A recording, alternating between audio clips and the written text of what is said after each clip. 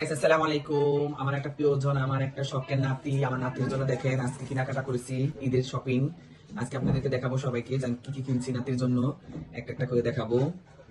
এই দেখেন, এই এক সেট, এই এক সেট, এই আর এক সেট। কিন্তু নাতি তো অনেক আমার শখের, এই জন্য নাতির জন্য কেনাকাটা করলাম। কিন্তু তারপরও মনে করি কম হয়ে গেছে, কম হয়ে গেছে। কিন্তু এবছর একটু ছোট আছে, সামনের বছর একটু বড় হোক, আল্লাহ দিলে মাশাআল্লাহ দিলে তারপর আরো কেনাকাটা করব নাতির জন্য। তারপরও যা কিনছি তাও নাতির শুক্রিয়া আল্লাহর কাছে। তারপর আশা আছে যে সামনের বছর নাতি আরো বড় হবে। এটা কাবলি সেট, আরেকটা ছিল, ওইটা স্ত্রী করতে দিয়ে দিছি। আর এই দেখেন নাতির জন্য ঈদ মার্কেট। ইনশাল্লাহ আল্লাহ বাঁচা রাখলে বাঁচা রাখলে সামনে বছর আবার নাতির এর থেকে বেশি ধরনের চিন্তা ভাবনা করতে। আমার একটা শখের নাতি, কারণ এই নাতির মতন আমার তো আর 10টা নাই, একটাই নাতি।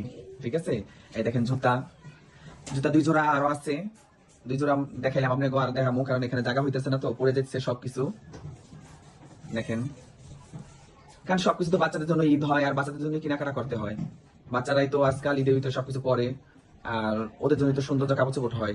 দেখেন কত সুন্দর সুন্দর, কিন্তু বাচ্চাদের কাপড় সুন্দর হয় বেশি। আর বড় মানুষের কাপড় চোপড় এমনি। আমরা যখন ছোট ছিলাম আমরা অনেক সুন্দর সুন্দর জামা কাপড় পরছি। আর এখন নাতি আছে, একটা নাতি, 10টা না 5টা না, একটাই নাতি। নাতির জন্য মার্কেট করে নিয়ে আসলাম। তারপর আমি নিজে ভাবি যে নাতির জন্য যে মার্কেট করছি সেও মনে হয় এখন বর্তমান কম হয়ে গেছে।